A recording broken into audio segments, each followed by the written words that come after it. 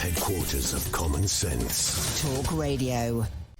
Well, the electricity is still on and the internet is still working. That's why I'm talking to you. I'm still wearing my silly hat and there are no Russian tanks on the street outside. There is an armoured column some 40 miles long, about 15 miles from where I'm speaking from right now in the centre. At the moment, the Russians in that armoured column aren't firing at the Ukrainians and the Ukrainians aren't firing at them. My working hypothesis on that, it's rather strange. It's like I've been in some bad traffic jams on the M25, but this is one with tanks and everything, but it's stuck there. It's not moving. It's not coming our way. It's not moving forward. It's just parked there, but they're not fighting. And that makes me think this is much more Vladimir Putin's war than Russia's war. Yeah.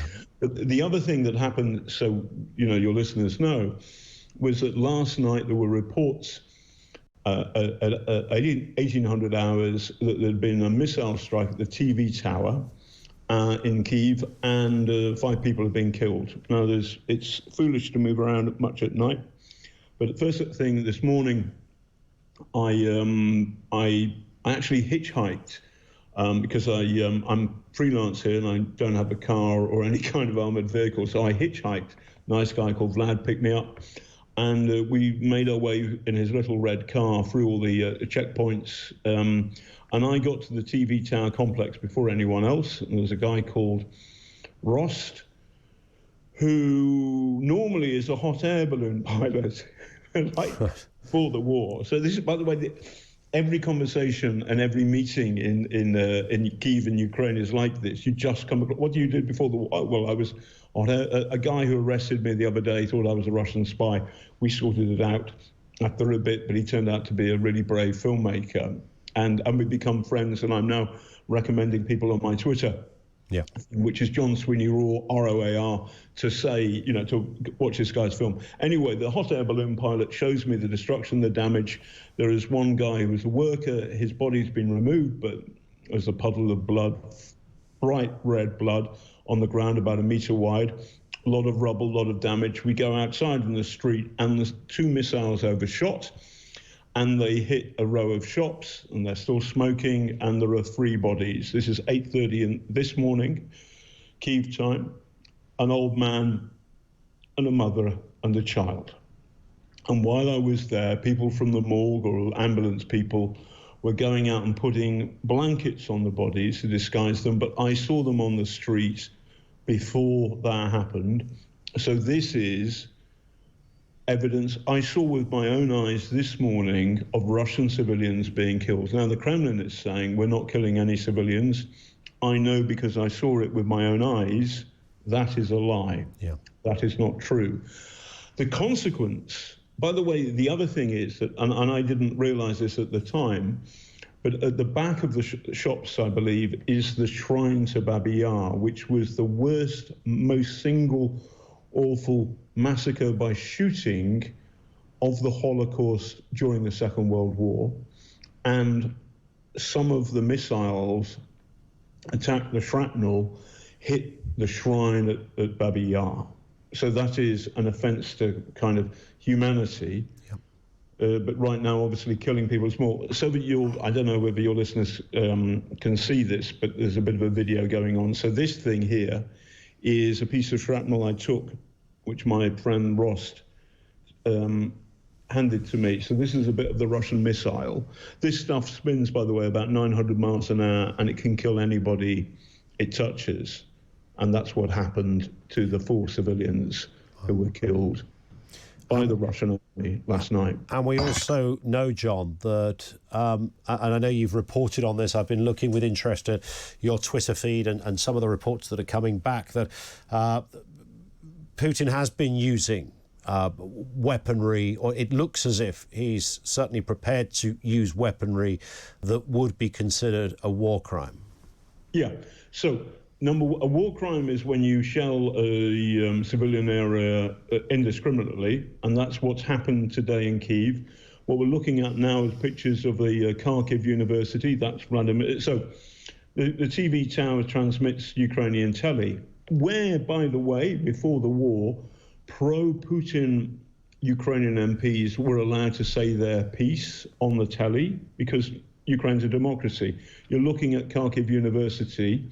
That's a shot of the governor's office. Bang, there's a rocket going in. There's evidence that the Russians have got thermobaric bombs. Now, I've actually seen their use in Chechnya back in 2000. And what they do is it's a two-stage explosion.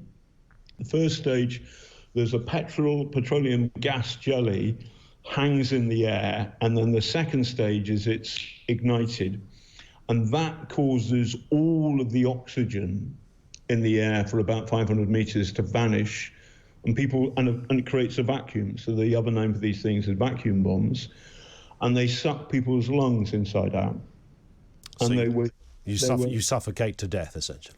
Well, it's not quite suffocate. Your lungs, yes. Yes, essentially destroyed. In simple English, yes. And they are banned. It is a war crime to use those against civilians. And the Ukrainians have captured one on Russian soil, one of these machines, by the way, which was empty. And I don't know if you've seen it, but there's also Ukrainian tractor boys never muck around, never offend Ukrainian tractor boys, because they've got two tractors pulling a Russian tank away and it's abandoned. So what's happening here is there's this crazy dad's army of old blokes and kids and a hot air balloon pilots are creating this astonishing fighting force. And the Kremlin's military muscle is rubbish. And what matters here is this: it's not a question of how big your dog is in the fight, but how much fight there is in your dog.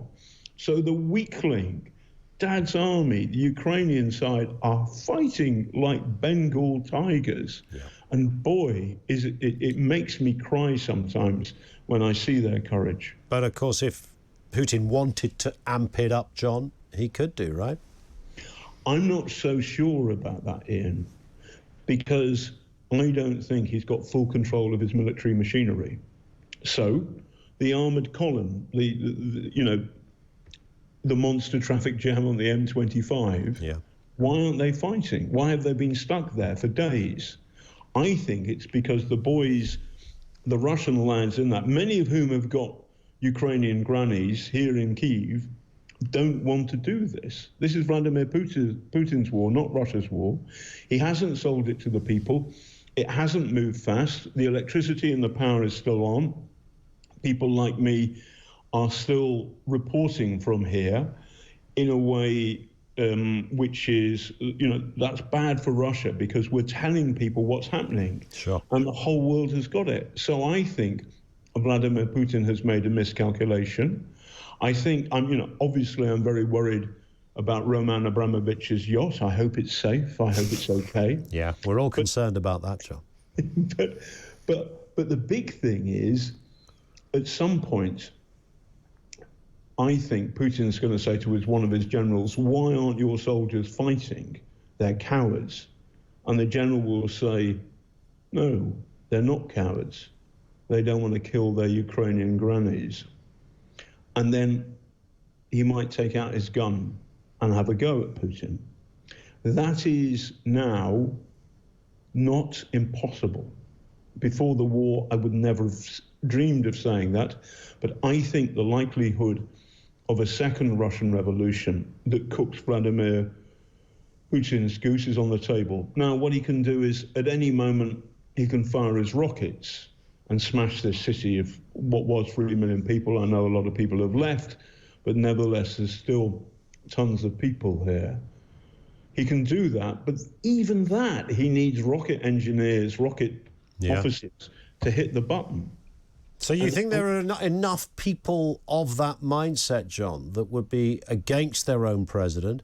As you say, many because they have families in Ukraine, perhaps others just have another reason for not wanting to take up arms or execute the arms that they have got. There's enough of those people to change the direction of travel of what looks like an inevitable war.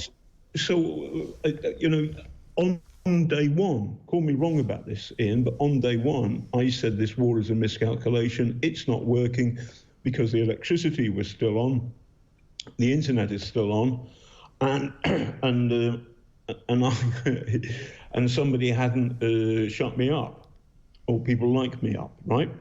And it's day 7 of the war. The electricity is still on in Kyiv. The internet is still on, and here I am talking to you from the center of Kyiv.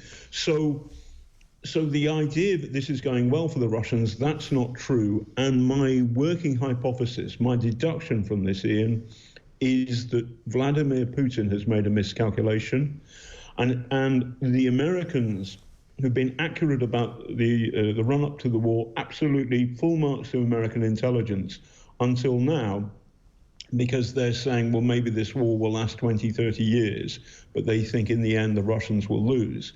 I agree with them, the Russians will lose, but I think it may come far faster than that, because Putin's power is weakening by the day. To me, he feels like the Wizard of Oz, pulling levers that don't work. John, on that point, let's speak again over the coming days. John Sweeney, who